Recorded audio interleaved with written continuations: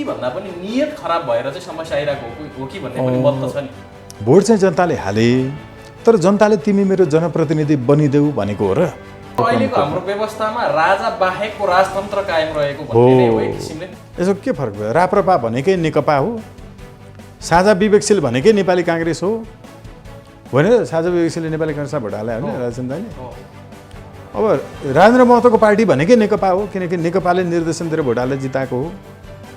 महन्त ठाकुर भनेकै नेपाली काङ्ग्रेस हो। नमस्कार, कार्यक्रम द पोलिटिकल पोइन्टमा स्वागत छ यहाँलाई।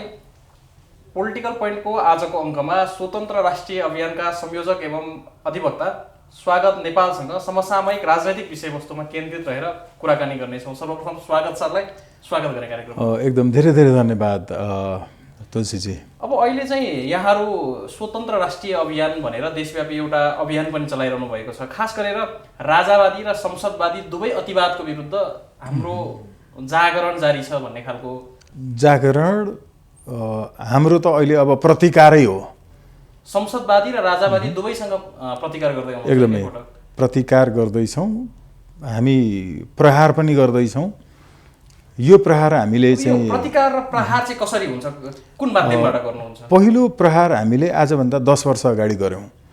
त्यो 10 वर्ष अगाडि हामीले जुन राइट टु रिजेक्ट र राइट टु रिकलका लागि सर्वोच्च अदालतमा रिट दायर गऱ्यौँ। त्यसमा लोकतन्त्रमा अहिले जसरी पार्टीहरूले सबै पार्टीले गुन्डा फटाहा बलात्कारीहरूलाई उम्मेदवार बनाइरहेका छन्, त्यो उम्मेदवार पार्टीको नेताको उम्मेदवार हो, जनताको उम्मेदवार होइन। किनभने जनताले उठाएको होइन। तर भोट त जनताले नै हाले नि। अब हेर्नुहोस् है त, भोट चाहिँ जनताले हाले, तर जनताले तिमी मेरो जनप्रतिनिधि बनिदेऊ भनेको हो र होइन। जनताले तिमी तपाईँहरूले भन्न खोज्नु भएको सिस्टम चाहिँ उम्मेदवार नै जनताले सिलेक्सन गर्ने हो। यो भनेको चाहिँ राइट टु रिजेक्ट।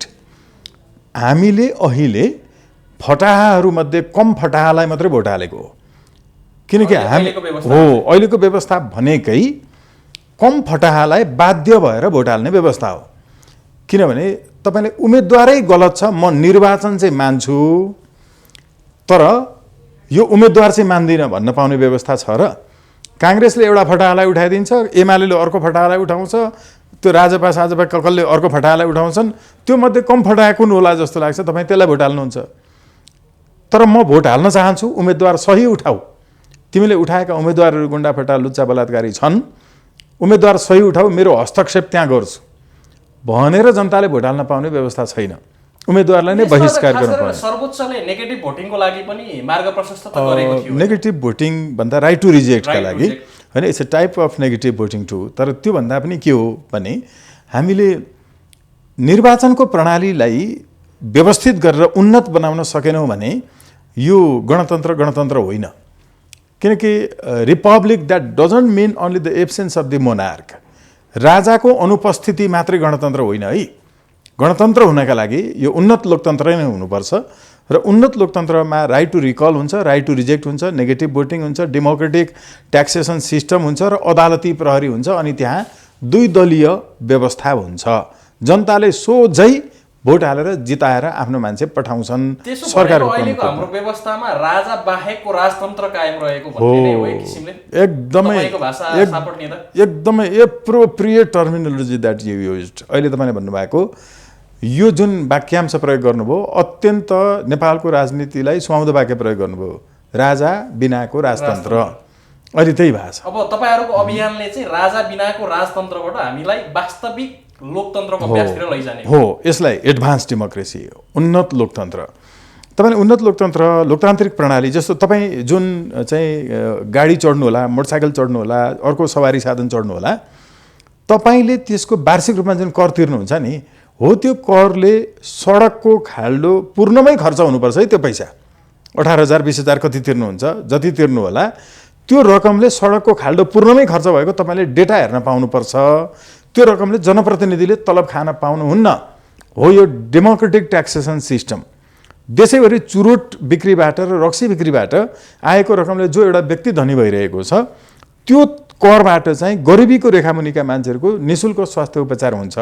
हो यो तपाईँको लोकतान्त्रिक कर प्रणाली लागू भएका देशले आफ्नो देशको सबभन्दा धनी र सबभन्दा गरिब बीचको सम्पत्तिको चाहिँ तुलना अहिले 15% मात्रै बढीमा बनाउन सफल भएका छन्। हामी त्यतातर्फ जानुपर्छ। यो भनेको लोकतान्त्रिक कर प्रणाली तपाईँले नेपालको कुनै पनि पार्टीको विधानमा सिद्धान्तमा भेट्नुहुन्न।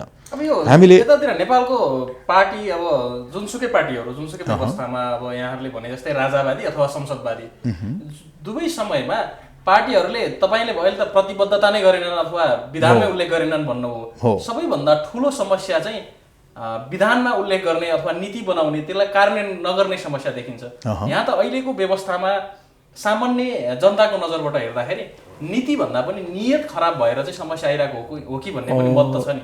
एकछिन है, यसमा असाध्यै सजिलोसँग बुझाउनु पर्नेछ र यो कुरा गलत हो। मान्छेहरू अचम्मित हुन सक्लान् मेरो कुरा सुनेर। नियत सही छ भने सबै थोक ठिक हुन्छ, मान्छे इमान्दार छ भने सबै थोक ठिक हुन्छ भन्ने कुरा गलत हो। यो कसरी भने मान्छेलाई नियत खराब गर्न मन नलाग्ने पनि व्यवस्था हुन्छ। हेर्नुहोस्, तपाईँ हामी नै हो, युरोप अमेरिका जहाँसुकै पुगेर त्यहाँ चाहिँ जेसुकै फोहोर फ्याल्दैनौँ। नेपाल आउने बित्तिकै एयरपोर्टबाट बाहिर निस्किने बित्तिकै त्यहीँबाट चक्लेटका खोल फ्याल्न थाल्छौँ।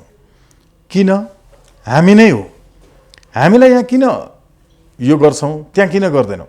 किनकि त्यहाँ यस्तो बाध्यकारी व्यवस्था हुन्छ, तपाईँलाई ठाउँको ठाउँ दण्ड जरिवाना सजाय गर्छ। तपाईँले नेपालका सांसदहरूलाई मन्त्री बन्न नपाउने व्यवस्था राख्नुभयो भने चुनावमा खर्च गर्छ? गर्दैन।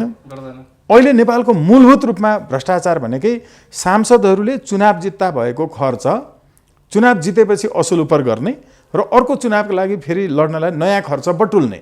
या त टिकट पाउनदेखि सबै निर्वाचन लडेर विजयी भइसक्दासम्म पनि अब एउटा उम्मेदवारको त खर्च नै छ। अनि व्यक्तिगत रूपमा धेरै सांसदहरूले अहिले पनि निर्वाचनमा लागेको ऋण तिर्न सकेनौँ भन्ने खालको कुराहरू पनि गर्नुहुन्छ, आइरहेको छ। अब हो भएको हुनाले यो किन निर्वाचनमा खर्च गर्नु परेको होला भने सांसदले यो देशमा पुलिस चलाउँछ, योजना बनाउँछ। अहिले 85% सांसदहरू र स्थानीय निकायका पनि सबै ठेकेदारहरू छन्। योजना आफै बनाउँछ, बजेट आफै पास गर्छ, चेकमा आफै साइन गर्छ, भुक्तानी आफै लिन्छ। हो, यो व्यवस्थामा तपाईँले व्यवस्थापिकाको सदस्यलाई कार्यपालिकाको बनाइदिनु भयो, अधिकार दिनुभयो। यसले गर्दाखेरि के भयो भने मान्छेले चुनावमा भएको खर्च असुल पर गर्ने व्यवस्थामा अब अघि भनेको नियत चाहिँ सबैको खराब हुनसक्छ, तर तपाईँले नियम चाहिँ के राखिदिनु भयो भने सांसदले मन्त्री हुन पाउँदैन, केवल कानुन लेखेर घर फर्किन्छ। उसले विधायकी अधिकार प्रयोग गर्न पायो, तर कार्यकारी अधिकार अथवा कार्यपालिकासँग सम्बन्धित कामहरूमा उसको संलग्नता नै नभएपछि त्यो अनावश्यक आर्थिक भार उम्मेदवारलाई पनि कटौती पनि राम्रो। अब यसले के देखायो त? यसले हेर्दाखेरि के देखायो भने नि त्यो सांसदले म यो पुल बनाइदिन्छु भनेर भोट माग्न नै पाउँदैन, त्यसमा योजनै हुँदैन। म यस्तो कानुन बनाउँछु भनेर मात्रै हो। म देशमा यस्तो विकास गर्छु भन्ने चाहिँ कसले हो? मलाई यो देशको राष्ट्रपति बनाउनुहोस्, म सोझो यो काम गर्छु भनेर उसको चाहिँ घोषणापत्रमा हुन्छ। अब चुनावमा भनेको काम गरेन भने फिर्ता बोलाउन पाउने राइट टु रिकल हुन्छ। भनेको उन्नत लोकतन्त्रमा दुई तीनवटा कुरा चाहिँ आधारभूत रहे। एउटा चाहिँ जनताले उम्मेदवार नै आफै छान्न पाउने भयो भनेको, अथवा राइट टु रिजेक्ट, उसलाई चित्त बुझेन रिजेक्ट गर्न पनि पाइहाल्यो। त्योसँगै विधायिकाहरूले अथवा सांसदहरूले मन्त्री बन्न पाएनन्, अथवा कार्यपालिकासँग सम्बन्धित काममा उनीहरूको केही पनि भएन, उनीहरूले खालि अधिकार विधान बनाउने भए। अर्कोतिर चाहिँ जो विकास गर्छु अथवा हामी नर्मल्ली राजनीति अहिले जसरी भइरहेको छ त्यसले चाहिँ प्रत्यक्ष निर्वाचित कार्यकारी मार्फत देशको शासन सत्ता सम्हाल्ने भयो। त्यो हुँदा सबैको आफ्नो शक्ति ब्यालेन्स हुने भयो। अब यो सँगसँगै दुई दलीय प्रणाली हुन्छ। नेपालमा पार्टीहरू धेरै भए, यसले दुई दलीय प्रणालीतर्फ ल्याउँछ। त्यो भनेको के हो भने नि देशैभरिको मान्छेले 51% एकजनालाई भोट दिन्छन्, बाँकी 49% हुन्छ। कम्तीमा 51% प्राप्त गर्नेले, अस्ति तपाईँ जस्तै एकजना पत्रकार चाहिँ टेलिभिजनको प्रस्तुता हाँस्य कार्यक्रम चलाउने, जेलनेस्कीले अब युक्रेनको युगोस्लाभियाको थाहा पाउनुभयो, युगोस्लाभियाको अर्को चाहिँ एउटा महिला वकिल, यो के भने उनीहरूले चाहिँ हामी यो काम गर्छौँ भनेर भोट माग्ने हो। जनतासँग डाइरेक्ट कमिटमेन्ट गरे, जनताले इलेक्टेड गरे भने उसलाई कार्यकारी अधिकार प्रयोग गर्ने समस्या भएन। उसले सांसदलाई खरिद गरेर सरकारको प्रमुख हुन पर्दैन। त्यहाँ अहिले के हो, पहिला तपाईँले टिकट किन्नुपर्छ, टिकट किनेपछि अब जनतालाई मासु भात खुवाएर इत्यादि के गरेर भोट किन्नुपर्छ। त्यसपछि तपाईँले चाहिँ जित्नुभयो भने आफ्नै दलका सांसदहरूलाई किनेर संसदीय दलको नेता हुनुपर्छ। त्यसले विश्वासको मत पुग्दैन अनि अरू दलका सांसदलाई खरिद गर्नुपर्छ, यति गर्दा कति खर्च हुन्छ अनि तपाईँ विकास निर्माणको काम गर्न सक्नुहुन्छ, भ्याउनुहुन्छ। उसको नेपालको अहिलेसम्मको सरकारको प्रमुखहरूको मुख्य समस्या भनेकै सांसदलाई अरूले खरिद बिक्री गरेर सरकार ढालिदिने व्यवस्था हो। यो मैले भनेको होइन, केपी ओलीजीले के भन्नुभयो, मेरो सरकार विदेशीले ढालिदिन लाग्यो भन्नुभएको हो नि। उहाँले सार्वजनिक फोरममै त्यो अनि अभिव्यक्ति दिनुभएको छ। प्रधानमन्त्री भैटोपलले मात्रै साँचो त अन्तै रहेछ, बाबुराम भट्टराईले भन्नुभएको हो नि। हेर्नुहोस्, उहाँले तपाईँको आउटगोइङ प्राइम मिनिस्टरको टाइममा पनि भन्नुभयो कि त्यति बेला हि वाज इन अफिस, ऊ बालवाला थिए, उहाँले चाहिँ साँचो अन्तै रहेछ, म त प्रधानमन्त्री भैटोपलले चाहिँ मात्रै।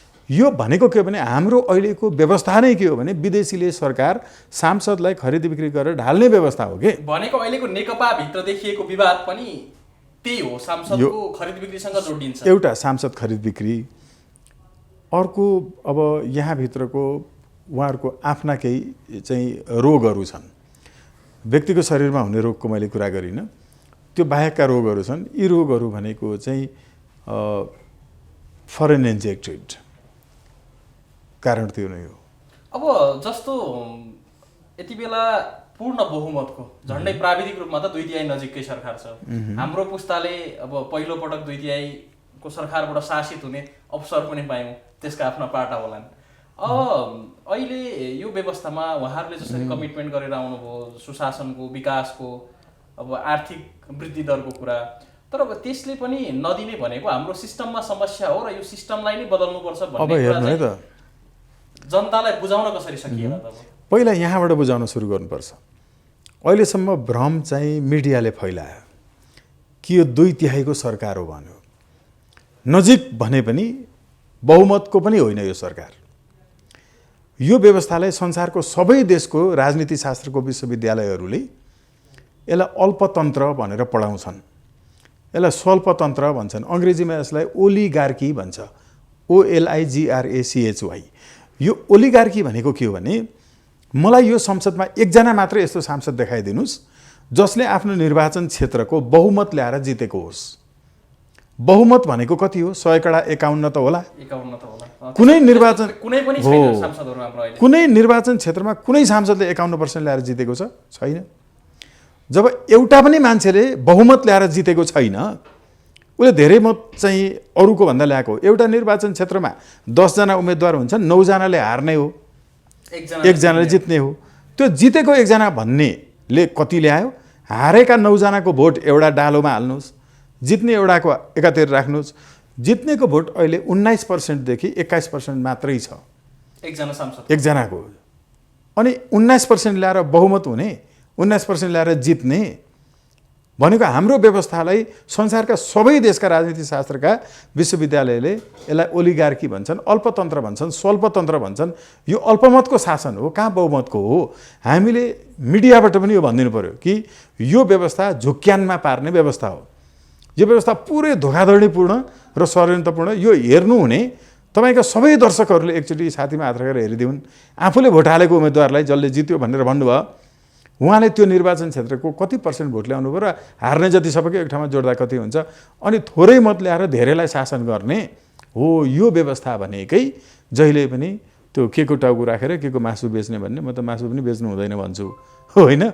तर हो यो व्यवस्था, यो भ्रम चाहिँ हामीले चिर्नु पर्यो। यो 2/3 सरकारै होइन, यो 2/3 कुनै दलले जितेकै होइन। यो संविधानमै लेखेको छ कि हार्नेहरूले व्यवस्था शासन गर्ने।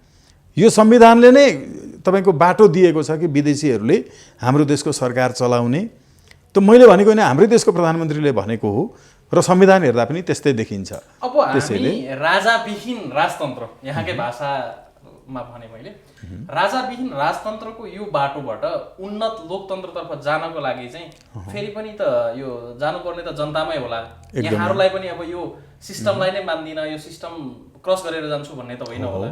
यो कुरा कसरी हुन्छ? अब हामी उन्नत लोकतन्त्रतर्फ कसरी लाग्छौँ? अब हेर्नु है, अघि हामीले भन्यौँ कि 10 वर्ष अगाडि उन्नत लोकतन्त्रको पहिलो बाटो हामीले त योजनाबद्ध हिसाबले गरेका छौँ है।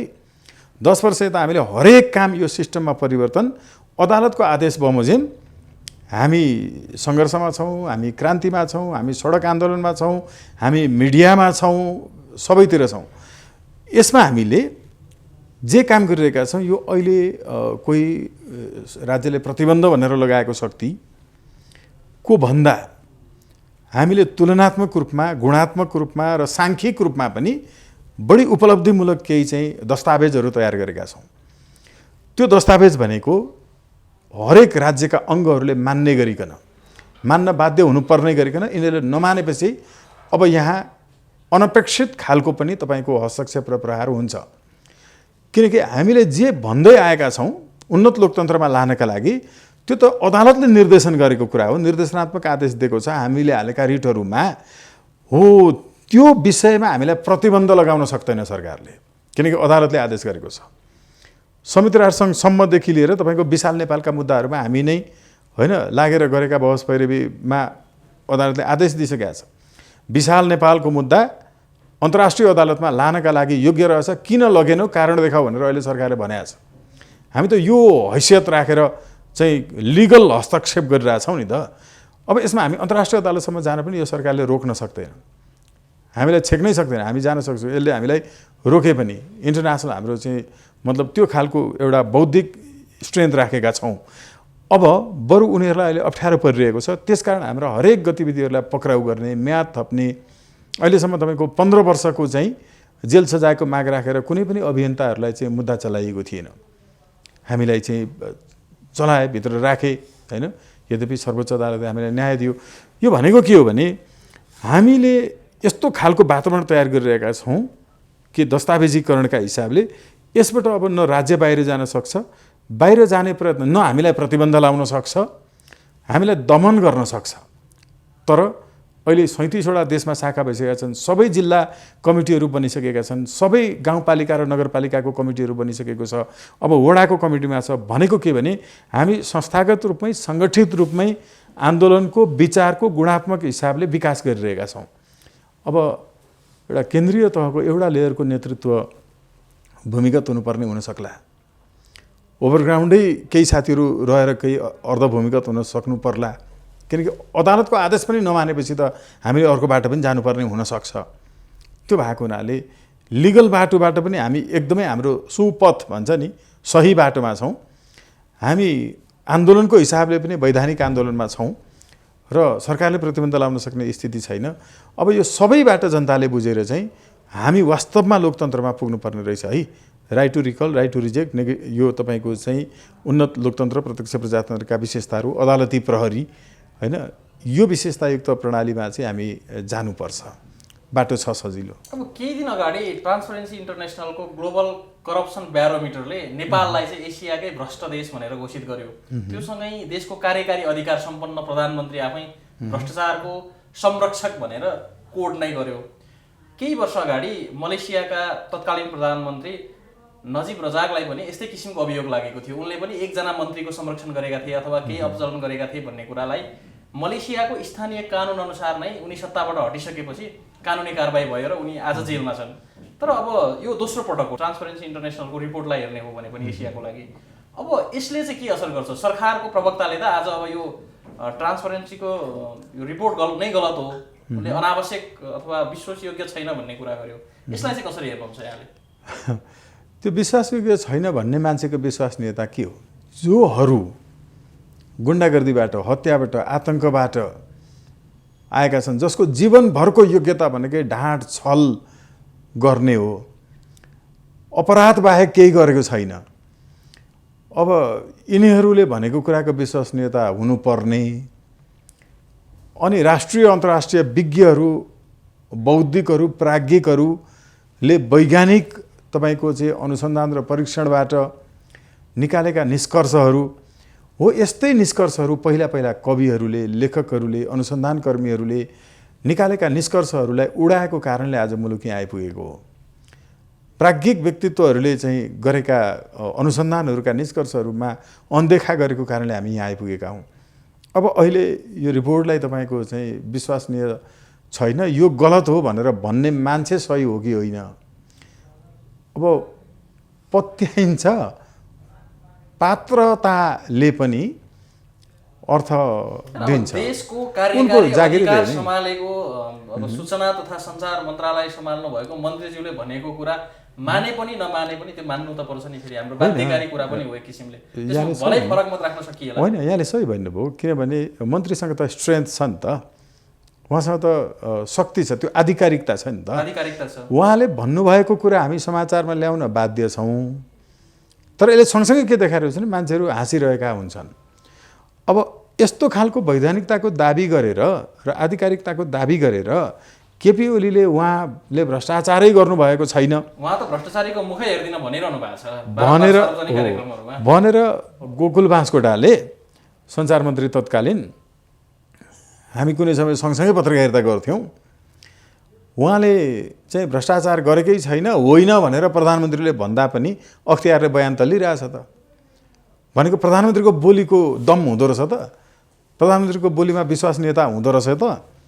भ्रष्टाचारी हो भन्ने चाहिँ तत्काल देखिएका आधार प्रमाणबाट पुष्टि गर्न सकिने अवस्था रहेको हुँदा बयान लिनुपर्ने देखियो भनेर प्रतिवेदन तयार गर्छ त्यहाँ निर्वाचन आयोगले, अनि मात्रै बयान लिन्छ। निर्वाचन आयोगको प्रतिवेदनमा त त्यो छ, तत्काल देखिएका आधार प्रमाणबाट चाहिँ भ्रष्टाचार गरेको हुनसक्ने प्रशस्त होइन तपाईँको कारणहरू देखिएको कारणले उहाँलाई लिइराखेको हो बयान। अब प्रधानमन्त्री भन्नुहुन्छ भ्रष्टाचारै गरेको छैन, उहाँलाई अनुसन्धानै गर्नु पर्दैन, तर भइरहेछ भनेपछि अनि मन्त्रीले भनेको कुरा चाहिँ विश्वसनीय हुन्छ त। प्रधानमन्त्रीको त नभएको प्रमाणितै भइसक्यो। प्रधानमन्त्रीले उहाँले भ्रष्टाचार गरेको छैन भन्ने मान्छे हो त प्रधानमन्त्री? सर्वोच्चको प्रवक्ता हो कि, फैसला आइसकेपछि भनिदिने अख्तियारको प्रवक्ता हो कि, त्यो कर्मचारी हो कि, को हो प्रधानमन्त्री? अनि कसले भ्रष्टाचार गरेको छ छैन, सम्बन्धित चाहिँ निकायहरू हाम्रा छन्, उनले अनुसन्धान गर्छन्, त्यसपछि कुरा बाहिर सबै आइहाल्छ। यसका विज्ञहरू हाम्रो राज्यमा छन्, मैले गर्ने चाहिँ त्यो कुरा होइन पो भन्नुपर्छ त, होइन र? अनि उहाँले त संरक्षण गरेको पुष्टि भएको कुरा हाम्रो चाहिँ ट्रान्सपरेन्सी इन्टरनेसनलको रिपोर्टले सार्वजनिक गर्यो। अब जस्तै सरकार यति बेला तपाईँकै भाषामा अल्पमतको बहुमत सरकार छ, भलै पार्टीभित्रको विवादलाई छोडिदिने उहाँहरूको अब लेनदेनको कुरा होला अथवा के होला त्यो मिल्ला पनि। सरकार एकातिर आफै समस्याग्रस्त देखिन्छ, अर्कोतिर विज्ञहरूका कुरा सुन्दैन, अन्तर्राष्ट्रिय रिपोर्टहरूलाई पनि अब यो गलत हो भनेर त्यसको प्रतिवाद गर्छ, अदालतको आदेश कार्यान्वयन गर्दैन। त्यो बेला तपाईँहरू वैधानिक सङ्घर्ष गरेर यो देशको परिवर्तन गर्छु भनेर सोच्नु चाहिँ कतिको जायज छ? अहिलेसम्म चाहिँ केही कुराहरूमा हुँदै आएका छन्, जस्तो कि यहाँलाई जानकारी होला हामीले क्लिन फिडको विषयमा त्यति बेलै अहिले पनि मान्छेले क्लिन फिडसँग सम्बन्धित नेपाली समाचारको गुगलमा सर्च गऱ्यो भने त्यहाँ स्वागत नेपालको फोटोसहित देखिन्छ। नट ओन्ली स्वागत नेपाल, निर्मलराज पौडेल देखिन्छ, केदार दाहाल देखिन्छ, शुभराज शिल्पकार देखिन्छ। हाम्रो एउटा टिम थियो, मिडिया कन्ज्युमर्स राइट्स एसोसिएसन। यो चाहिँ संसारको पहिलो सङ्गठन हो जो मिडिया उपभोक्ताको अधिकारको सम्बन्धमा स्थापित भएको। किनकि तपाईँले जे अहिले यो भन्नुहुन्छ नि कार्यक्रममा, यो कुरा चाहिँ जनताको दिमागको खुराक हो तपाईँले दिनुभएको। र यो मिडियाको उपभोक्ताहरू, हामी दाल चामल चिनीको उपभोक्ता जस्तो सञ्चार सामग्रीको उपभोक्तालाई तपाईँले दिएका विषयहरू गलत छन् भने यसले जनतामा असर पर्न जान्छ। हामीले क्लिन फिडको सवालमा यतिकै भनेका थिएनौँ, फ्री टु एयरको सवालमा यतिकै भनेका थिएनौँ। पहिलो संविधान सभाको निर्वाचन पूर्व औपचारिक रूपमा कार्यक्रमहरू गरेर यसको चाहिँ सरकारलाई बुझाएको प्रतिवेदनहरू अहिले पनि सबै गुगलमा समेत भेट्न पाइन्छ।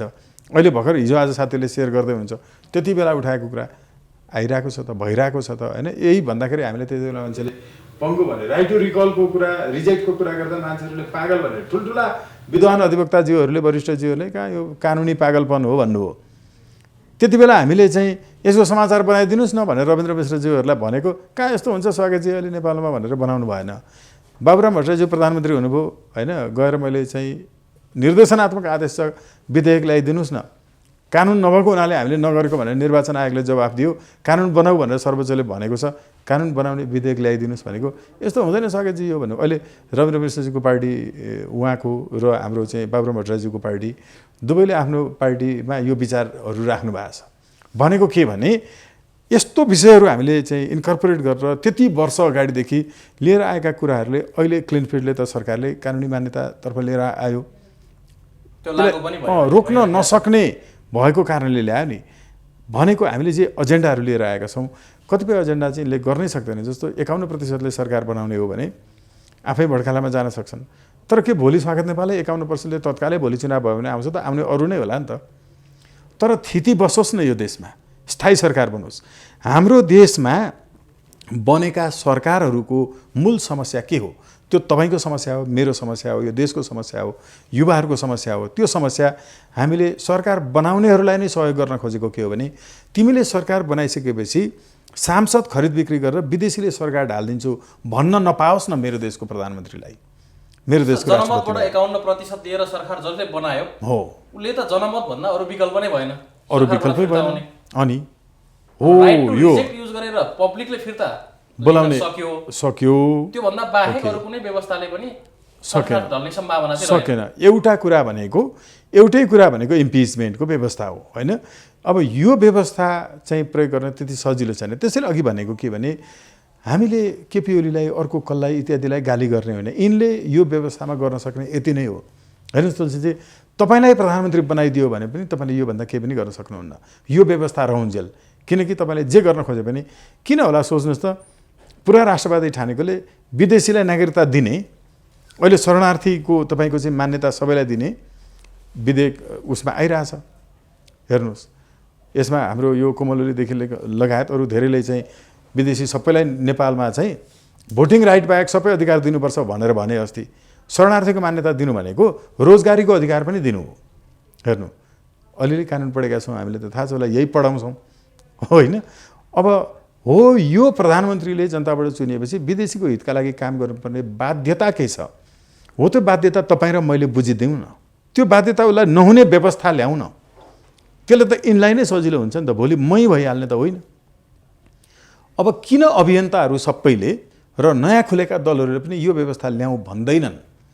किनकि विदेशीले उनीहरूलाई भनेका छन् कि नेपालमा सांसदलाई चलाएर नेपालको सरकारलाई ढाल्न सक्ने हाम्रो जो चाहिँ एउटा स्ट्रेन्थ छ हो, त्यसलाई चाहिँ नखलबल्याउने गरिकनको मात्रै आन्दोलन र अभियान चलाऊ है भनेर विदेशीले भनेका छन्।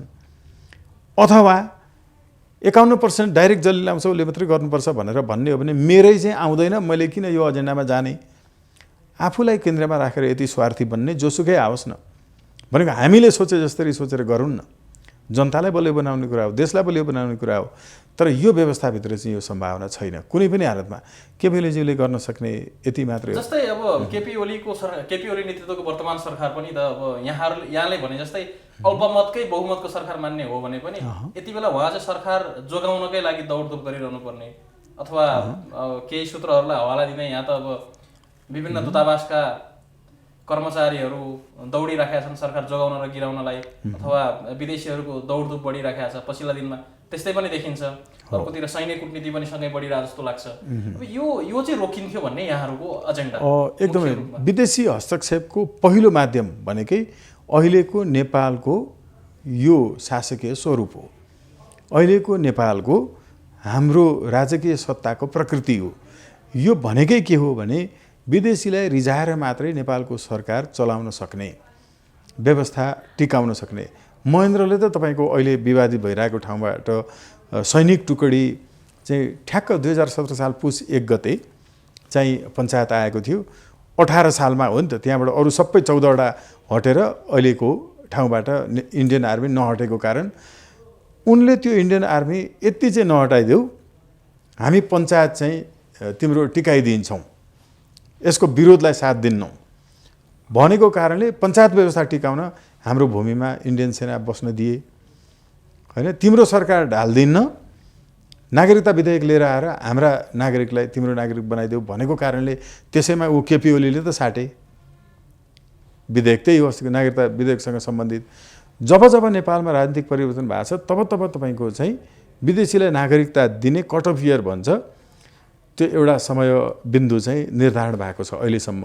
यो सबैको कारण भनेको हाम्रो सरकार विदेशीले ढाल्न नसक्ने, जनतालाई किन्न नसक्ने। सांसद थोरै हुन्छन्, सांसदलाई किनेर सरकार ढाल्न सकिन्छ, सांसदलाई किनेर विश्वासको मत लिएर अर्को सरकार बनाउन सकिन्छ। तर नेपालका सबै जनतालाई किनेर अमेरिकाले चाहेको सरकार नेपालमा बन्छ? असम्भव छ। उसैको बजेट सकिन्छ। मान्छेहरू जो लोकतन्त्रवादी अथवा लोकतन्त्रको पर्याय ठान्छन् आफूलाई, शक्ति वा व्यक्तिहरूले चाहिँ कार्यकारी अधिकार सम्पन्न लाई जनताबाट प्रत्यक्ष निर्वाचित गराउँदा तानाशाह जन्मिने भनेर त्यसको ठाडै विरोध गर्ने शक्तिहरू पनि छन्। त्यसलाई चाहिँ अब यसलाई ब्यालेन्स चाहिँ कसरी हुन्छ फेरि? तानाशाह जन्मेला नि त। ओके, अघि भन्नुभयो जस्तो कार्यपालिकाको प्रमुख राष्ट्रपति उसले गर्ने कार्य उसलाई 51% प्राप्त हुने बित्तिकै, किनकि यो विधिको शासन हो है, 51% प्राप्त हुने बित्तिकै उसलाई जे मन लाग्यो त्यही गर्ने होइन। उसले के गर्ने, हरेक काम कानुन बमोजिम गर्नुपर्छ। कानुन कसले बनाउँछ? व्यवस्थापिकाले बनाउँछ। व्यवस्थापिकाले बनाएको कानुन लागू गर्ने काम मात्रै कार्यपालिकाको हो नि, होइन? अब लागू गर्ने मात्रै त्यो हो भने सांसदहरूले बनाएको कानुन जो हुन्छ त्यो जसले न भत्ता, एउटा तपाईँको मासिक तलब बाहेक अरू केही पाउँदैन, न प्रहरी सरुवा गर्न पाउँछ, बढुवा गर्न पाउँछ, न योजना बनाउन पाउँछ, न बजेट गर्न पाउँछ, न हरेक सांसदको 6 करोड रुपियाँ अहिले जस्तो, होइन, कहाँ खर्च गर्ने भनेर उसलाई पर हेड दिने व्यवस्था छ, न यो हुन्छ। हो त्यो सांसदले त्यो राष्ट्रपतिलाई जे मन लाग्यो त्यही उसको चाहिँ भ्रष्टाचार गर्ने गरिकनको कानुन बनाइदिन्छ त? बनाइदिँदैन स्वाभाविक रूपमा। ऊ त अति इमान्दार हुन्छ, किनकि उसले खर्च नगरी चुनावमा आएको हुन्छ। त्यसमा खर्च गर्नै नपर्ने व्यवस्था। अघि भनेको नि, नियत खराब भएको मान्छे रहेछ भने पनि खर्चै गरेर चुनाव जिते पनि यसमा केही गर्न सक्दैन नि त। त्यसैले नियत होइन, नियम चाहिँ महत्त्वपूर्ण छ है। मैले अघि जोडेको कुरालाई फेरि यहाँ जोडेर के भन्छु भने, यो कार्यपालिकाको प्रमुख राष्ट्रपति जो हुन्छ उसले गलत गर्यो भने त तपाईँसँग रिकल गर्न पाउने व्यवस्था छ नि त जनतासँग। एकचोटि निर्वाचित भएर उसले गलत गर्न थाल्यो भने उसलाई बिचैमा रिकल गर्छ। अर्को पटकको चुनावमा उसले भोट पाउँदैन। कम्तीमा 2 चोटि त म राष्ट्रपति हुन्छु भन्ने उसको चाहना हुन्छ। पहिलो पटक, दोस्रो पटक जित्नुपर्छ भनेर राम्रो गर्छ। अब दोस्रो पटक जित्नुपर्छ भनेर उसले विचार नगरी काम गर्यो भने हार्छ, अथवा दोस्रो पटकमा गलत गर्न थाल्यो भने रिकल गर्छन् जनताले। यो यस्तो ब्यालेन्सको व्यवस्था छ। अमेरिकामा पनि राष्ट्रपतिलाई रिकल गर्ने व्यवस्था छैन, महाभियोगको व्यवस्था छ। हेर्नुहोस्, किनकि संसदलाई पनि उसले प्रयोग गर्यो, टेरेन, वा संसदसँगै मिलेर केही गर्न थाल्यो भने भोटरले रिकल गर्न पाउने व्यवस्था छ। हो, यो व्यवस्था भइसकेपछि त्यो कसरी निरङ्कुश हुन्छ? हामीले चाहिँ के सोच्छौँ भने जनताबाट 51% ल्याएर जित्ने बित्तिकै जे मन लाग्यो त्यही गर्न पाउनुपर्छ भन्ने सोचाइ भएपछि त्यो निरङ्कुश हुन्छ भन्ने हुन्छ। त्यस्तो होइन। जनताबाट डाइरेक्ट 51% ल्याएर निर्वाचित भएकोले गर्ने काम चाहिँ सांसदले वा संसदले बनाएको कानुनलाई लागू गर्ने हो। उसले आफूले नै कानुन बनाएर गर्ने होइन नि त। कानुन बनाउनु त अर्कै छ फेरि।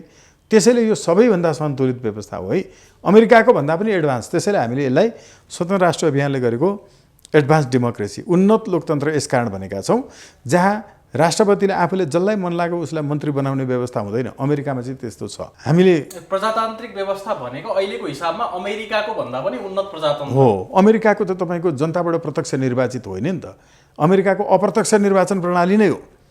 त्यहाँ जनताका प्रतिनिधिहरूले भोट हालेपछि अनि बल्ल राष्ट्रपति हुने हो। हामीले चाहिँ प्रत्यक्ष, तपाईँको भोटै निर्णायक हुन्छ। तपाईँको एक भोटले कोही राष्ट्रपति हुने कि नहुने भन्ने निर्णय गर्छ, हर एकको भोटले। अनि पो मेरो शक्तिले गर्दाखेरि चाहिँ यो राष्ट्रको शक्तिमान व्यक्तित्व तयार भएको छ भन्ने हुन्छ। यो एउटा। दोस्रो, अमेरिकाको जस्तो जसलाई मन लाग्यो उसलाई राष्ट्रपतिले मन्त्री बनाउन पाउने होइन।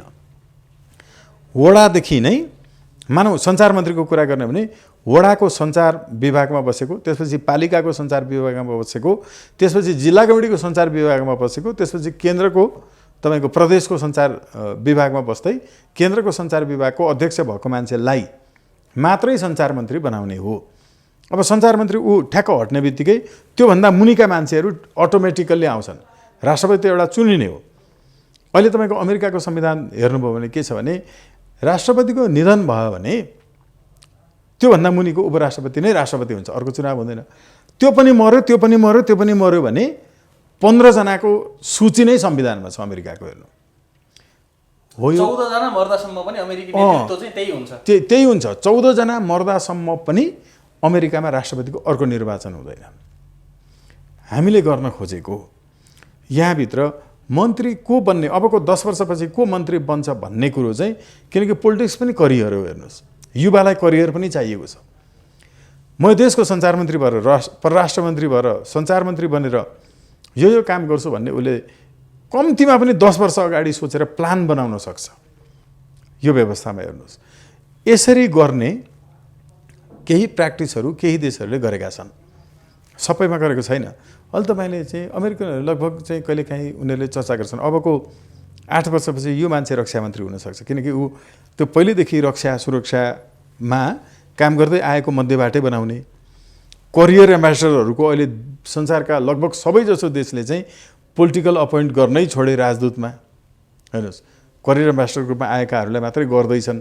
यो ढङ्गले चाहिँ नगइकन हामीले केही पनि गर्न सक्दैनौँ। यो व्यवस्था रहउन्जेलसम्म सधैँ यस्तै हो। अब विश्वभरि उन्नत लोकतन्त्रको लहर छ कि मान्छेसँग धेरै समय छैन, म डाइरेक्ट भोट हाल्न चाहन्छु, मेरो भोटलाई निर्णायक बनाउन चाहन्छु, एक उम्मेदवार गलत छ उम्मेदवारलाई नै बहिष्कार गर्न चाहन्छु, मलाई जनाएको प्रतिबद्धता जे छ यो काम गर्छु भनेर भोट मागेको छ त्यो काम गरेर भने म फिर्ता माग्छु मेरो भोट, उसलाई फिर्ता बोलाउँछु रिकल, मैले तिरेको कर कहाँ खर्च भयो, लोकतान्त्रिक कर प्रणाली, अदालतले गरेको जुन आदेश र फैसला हुन्छ त्यो आदेश र फैसला तपाईँको सिमाना छिमेकीले मिच्यो, तपाईँ अदालतको फैसला लिएर जितेर जानुभयो, तपाईँको छिमेकी यत्रो तरवार लिएर आउँछ, तेरा अदालतको फैसला यहीँ काटिदिन्छु भन्छ, के गर्नुहुन्छ तपाईँ? हो अहिलेको व्यवस्थामा के छ भने यस्तो गरे पनि पाउने व्यवस्था छ। अदालतको फैसला आफ्नो पार्टीको मान्छे गृहमन्त्री छ भने अदालतको फैसला पनि कार्यान्वयन हुँदैन। त्यसैले अदालती प्रहरीको व्यवस्था उन्नत लोकतन्त्रमा यो पनि हुन्छ। कार्यपालिकाको प्रहरीलाई न्यायपालिकाले यो फैसला कार्यान्वयन गरिदेऊ भनेर पत्र लेख्दैन, न्यायपालिकाको आफ्नै प्रहरीले गएर फिल्डमा गएर फैसला कार्यान्वयन गराइदिन्छ। यो पो हो त न्याय। श्रीमानले कुटाकुटी गर्छ, श्रीमती घरेलु हिंसामा छ अनि अबदेखि नगर्नु भनेर भन्छ फैसलाले, त्यसपछि घरमा गएर हानिहाल्छ, त्यो फैसलाले काम गर्छ। र उनले त्यहाँबाट एउटा मेसेज मात्रै लेखिन् भने पनि अदालतको प्रहरीले चाहिँ जुनसुकै बेला पनि गएर उसलाई समातेर लिएर आउँछ, उसले झ्यालमा गएर सुराकी गर्न पनि सक्छ मेरो फैसला कार्यान्वयन भएको छ कि छैन। अनि पो मान्छेलाई एउटा निमुखो मान्छेलाई न्यायको महसुस हुन्छ। त यो अदालती प्रहरीको व्यवस्था गरौँ न। नेपालमा भएका सबै कानुन मन्त्रीलाई मैले व्यक्तिगत रूपमा गएर भने, सबभन्दा अन्तिम तपाईँको चाहिँ हाम्रो नरहरि आचार्यजी हुनु त घरैमा गएर भने, उहाँ असल व्यक्तित्वहरू मध्येको हुनुभएको हुनाले मैले व्यक्तित्वको कुरा गरेँ। उहाँको राजनीतिक विचार त फेरि त्यो कामै नलाग्ने हो, तर उहाँको व्यक्तित्वको हिसाबले व्यक्तिगत सम्बन्धको पनि कारणले स्वागतजी एकदम राम्रो कुरा गर्नुभयो, तर यो व्यवस्थामा सम्भव छैन उहाँले पनि भन्नुभयो। मलाई थाहा थियो उहाँले यो जवाफ दिनुहुन्छ। त्यसो भने व्यवस्था परिवर्तनमा तपाईँको जीवनको निष्कर्ष मान्छेलाई सुनाइदिएर मर्नुहोस् न, अनि जीवन सार्थक हुन्छ तपाईँको। धेरै कारणहरू थिए होलान्, सम्भव भएन होला। हो यो अदालती प्रहरीसम्मको अवस्थामा हामीले समाजलाई पुर्याएनौँ भने यसको कुनै पनि अर्थ छैन। यो भाषण गर्ने के गर्ने इत्यादि हामी कुराकानी गर्ने, अब सरकार कसको बन्छ, कसको ढल्छ, कसको कतिजना सांसद छन् यो कुरा हेडलाइन बनाउने, दुई चारजनालाई सुनाउने। मैले पत्रकारिता गर्दा कहिले पनि संसदको रिपोर्टिङ पनि गरेँ, तर कहिले पनि फलानु पार्टीमा यतिजना सांसद भन्ने टाउको गन्ने राजनीतिक विश्लेषण मैले कहिल्यै लेखिनँ। त्यस्तो समाचार भन्नु परिस्थिति नै यस्तो छ, अनि लेख्नै पर्छ। जस्तै नेकपामा आन्तरिक विवाद चलिरहेको छ, यहाँ कसको पक्षको कति छन् र केपी ओली सुरक्षित छन् कि छैनन् भनेर। जस्तै अब मिडियामा अब हामीले लेख्ने हेडलाइन पनि केपी ओली अल्पमतमा भनेर हामी हेडलाइनमा न्युज लेख्छौँ, किनकि अब त्यो परिपाटी छ, अभ्यास छ, त्यो गर्नै पर्ने छ। अब केपी ओलीले अल्पमतमा भए पनि, प्रचण्ड अल्पमतमा भए पनि, पुरै नेकपाले सरकार छोडे पनि यसो के फरक भयो? राप्रपा भनेकै नेकपा हो, साझा विवेकशील भनेकै नेपाली काङ्ग्रेस हो भनेर साझा विवेकशीलले नेपाली काङ्ग्रेसमा भोट हाले होइन राजेन्द्र दाइले। अब राजेन्द्र महतोको पार्टी भनेकै नेकपा हो, किनकि नेकपाले निर्देशन दिएर भोट हालेर जिताएको हो। महन्त ठाकुर भनेकै नेपाली काङ्ग्रेस हो, उसैले निर्देशन दिएर जिताएको हो।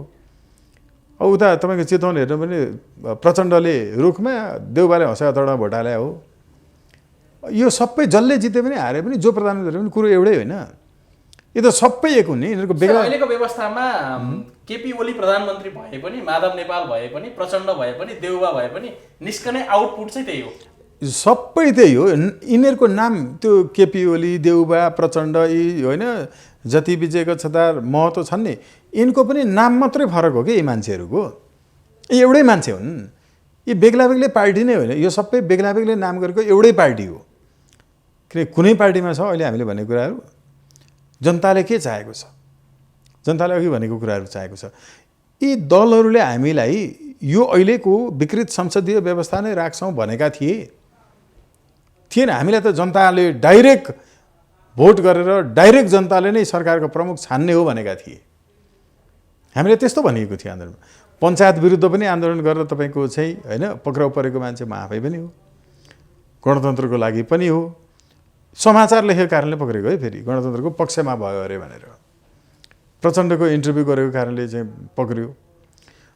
अब यो भनेको हामीले बुझेको, आन्दोलनमा भनिएको, हामीलाई बुझाइएको यस्तो व्यवस्था ल्याउन भनेकै थिएन। यो हुँदै होइन। राणाकालमा पनि रिजेक्ट थिएन, राइट टु रिकल थिएन, त्यति बेला पनि डेमोक्रेटिक ट्याक्सेसन सिस्टम थिएन, जुडिसियल पुलिस थिएन, पञ्चायतमा पनि थिएन, अहिले पनि छैन, गणतन्त्रमा पनि। भनेको यो सबै 46 सालसम्म अहिलेसम्म आइपुग्दा नेपालमा राजनीतिक परिवर्तन भएको छैन नि, व्यवस्था सबै एउटै हो, पात्र मात्रै फेरि। सरकारहरू फेरिए। हेर्नु पात्रहरू पनि अझ हेर्नु भने राणाकाल अन्त्य भएपछि प्रधानमन्त्री को थियो? मोहन शमशेर थियो। पञ्चायत अन्त्य भएपछि को भयो? पञ्चायतकै प्रधानमन्त्रीहरू भए, सूर्यबहादुर लोकेन्द्र बहादुर। गणतन्त्र आए पनि राजाको हुकुम प्रमाङ्गीबाटै आएर तपाईँको हाम्रो चाहिँ अख्तियारको प्रमुख भए, लोकमान सिंह कार्की। भनेपछि सबै पुरानै मान्छेहरू त छन्। न व्यवस्था फेरिएको छ, न तपाईँको जनताको अवस्था फेरिएको छ। मिडियाले भन्छ पटक पटक व्यवस्था फेरिए पनि अवस्था उस्तै, त्यस्तो होइन। व्यवस्थै फेरिएको छैन त अवस्था उस्तै हुँदैन। व्यवस्था फेरिएको छैन, उही हो, नाम मात्रै फरक हो। यसो भएको हुनाले सरकारहरू मात्रै फेरिए। अब तिम्रो पालो सकियो, मेरो पालो हो अब खानलाई भनेर अहिले फेरि कसैले भन्दैछन्। अहिले यो चाहिँ नाटक अभियानको नाममा, नयाँ पार्टीहरूको नाममा तिमीले धेरै खाइसक्यो, अब त मैले लुट्न पाउनुपर्छ नि भनेर सोझै त्यसो भनेर आएका छन्। अलिअलि भनेकै त्यही हो।